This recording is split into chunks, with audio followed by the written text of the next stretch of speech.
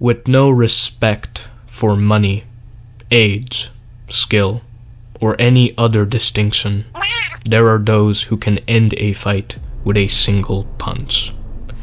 The Great Erasure, a Ford Escort going as fast as it can. Those gifted with the talent of God-given power have an unfair advantage. While their opponent has to perform perfectly for 12 rounds, they only need to be perfect for 2 seconds. Even if they fight like an amateur, they can achieve the results of an expert with a single blow. And there's an added equation. They're not human. Their imperfections are hidden behind an inhuman aura, a mystique that exposes every imperfection within their opponent, breaking their will to fight as they are consumed by fear. But no matter how hard they try to hide it, they're still human, using their talent to substitute technique and using fear as a sword to cut down strategy. Those who rely on their overbearing talent to hide their flaws are exposed by those who not only have enough skill to neutralize their God-given power, but the courage to confront their fear head-on. Their failures are proof that the only thing we have to fear is fear itself, and that talent is a double-edged blade that may take more than it gives. In other words, you were too strong. That's why you lost.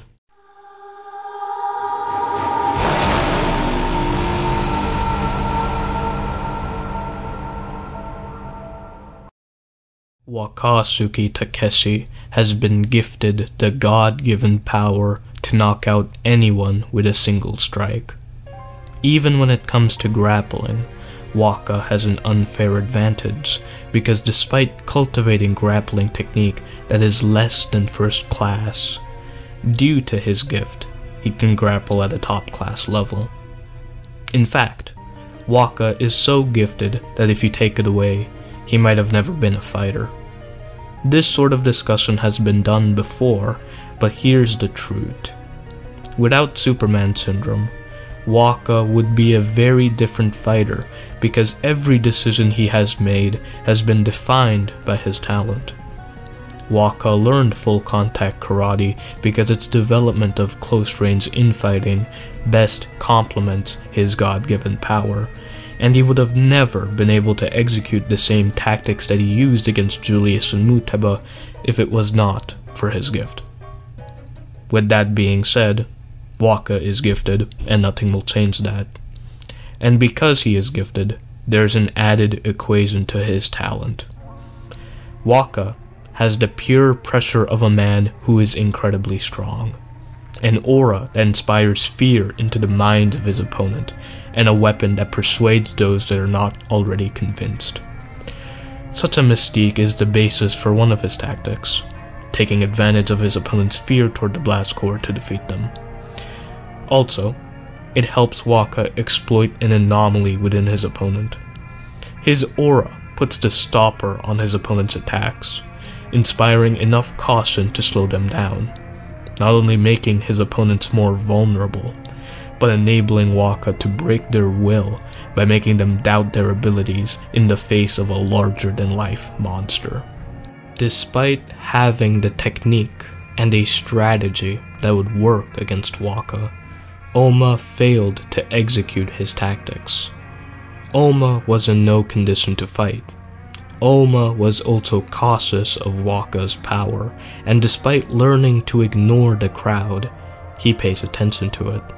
So why was Oma's reaction delayed? He fell victim to not only his failing physical condition, but Waka's aura which unnerved him and made him do things that would not help him. Also, Oma could not relax. His first Demon's Bane failed because he was not limp enough. Had the match ended here, with Waka extending his initial momentum as Oma failed to recover his confidence, Waka's victory would be a testament to his composure, a product of his experience that helps him avoid unfavorable situations, his tactics, a product of his intelligence, but more so his God-given power and intimidation, a product of his talent. But even with one-punch knockout power and an inhuman aura that makes his opponents hesitate, Waka is human. Against opponents with enough skill to neutralize his god-given power and the composer to resist his aura, Waka can lose. Having his fighting spirit rekindled by Yamashita Katsuo, Oma leaped back into the jaws of the wild tiger, once again made the target of a fist with power that cannot be learned. Only now, with the fear of fear itself, could Oma execute his technique, using Waka's own talent against him with a move that defines power. This was not the first time Waka had experienced defeat. Embarrassingly, Waka lost to Hatsumi. Hatsumi is a bag fumbler from Bag Fumblers University with a master's in bag fumbling. Hatsumi defeated Waka when he was at the peak of his performance. Hatsumi's Aikido is like kryptonite to Waka, but Aikido is only one of his many sides. It's difficult to guess what Hatsumi will do because he is inherently uncooperative. Bando tried to be like Dream by turning his match with Hatsumi into a manhunt where he patiently waited for him to run out of hunger so he could build a cancer-ass community with his cancer-ass "No, Skylar, I am the danger" ass-looking cut. Instead, Hatsumi went against Bando's intent and stopped his manhunt by facing him head-on. So, why couldn't Waka fight Hatsumi? Why couldn't Waka come close to him? Hatsumi not only has a stylistic advantage over Waka, but he is not cooperative enough to engage with Waka's god-given power. Also, at his peak, Hatsumi is in his element. He approached Ajito as if it was a walk in the park, but even after the tables turned and he found himself at the mercy of a man who outclassed him, Hatsumi never lost his composure and continued to doggedly oppose his attacks. While it did not work out for him, at his peak, Hatsumi will not fall victim to Waka's aura because the mystique of an irresponsible jackass cannot be mitigated or ignored. Speaking of Ajito, Waka lost to him. Ajito says he's from China, but we all know he's Russian because unlike Hatsumi, Ajito does not fumble the bag fumbles him. Ajito's strategy of adapting his tactics to match his opponent's style works well against Waka. Hell, it works well against everyone if he pulls it off. But Ajito is a man with two faces, the beast born from evolution and the human nurtured by Katara Matsuda. The beast emerges when Ajito uses Formless, a style with unpredictable movements and the flexibility to adapt to any strategy, and the human when Ajito uses martial arts, a style with improved reflexes and the striking technique to attack at any range. Given what we know of his loss, Waka had encountered the beast. Born in the midst of a grueling battle for survival, the beast is a psychological defense mechanism adapted for the excessively brutal environment of the Gu ritual. The Freudian id, the Jungian Sado. The beast is an expression of Ajito's killer instincts that are repressed by his humanity. The beast does not seek to defeat. The beast seeks to kill the fighting spirit by beating its opponents at their own game, inspiring absolute terror by shattering their confidence. So it's not a matter of whether or not Ajito would fall victim to Waka's aura, but whether or not Waka would fall victim to Ajito's madness when he inevitably adapts. Waka's god-given power can be beaten by technique that is applied using the correct strategy.